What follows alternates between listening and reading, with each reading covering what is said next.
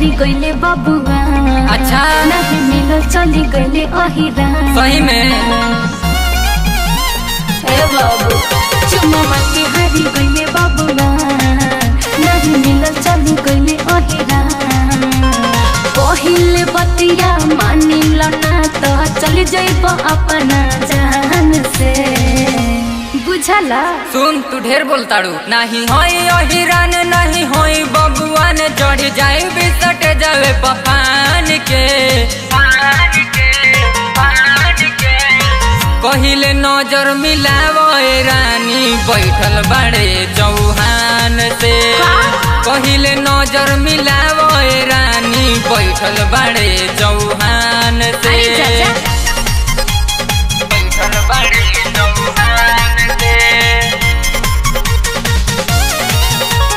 बैठल बड़े चौहान से।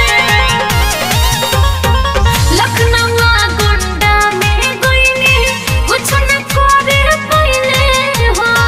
बोला ना ऐसे बड़ी चढ़े रानी छोड़म ना बिना धइले हो। छोड़म ना बिना धइले हो। लखनऊ गुंडा में गोइनी कुछ न करे पहिले हो।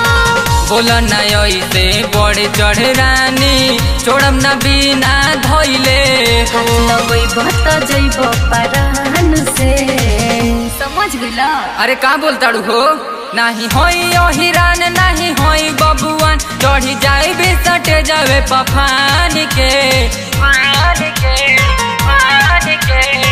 कहिले नजर मिलावो रानी बैठल बड़े चौहान से। कहिले नजर मिलावो रानी बैठल बड़े चौहान से। बैठल बड़े चौहान से। बैठल बड़े चौहान से।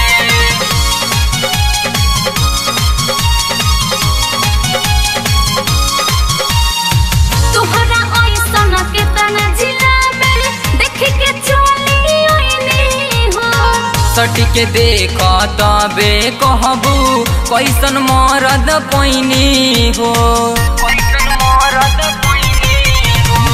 तोहरा ऐसन केतना जिला में देख के चली ओइनी हो।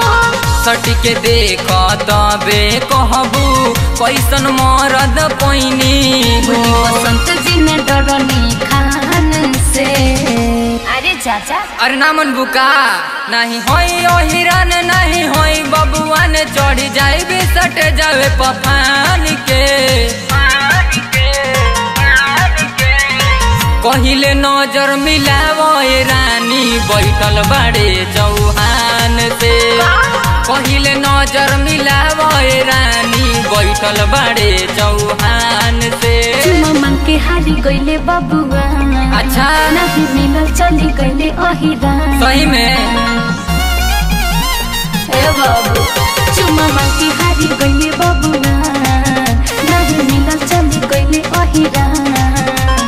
पहिले बतिया मानिल ना तो चली जाइब अपना जान से बुझला। सुन तू ढेर बोलताड़ू नहीं होई अहिरान नहीं होई बबुआन चढ़ जाए बिसट जावे पफान के।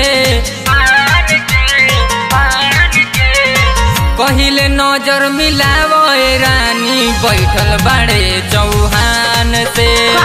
कहिले नजर मिलावो रानी बैठल बड़े चौहान से।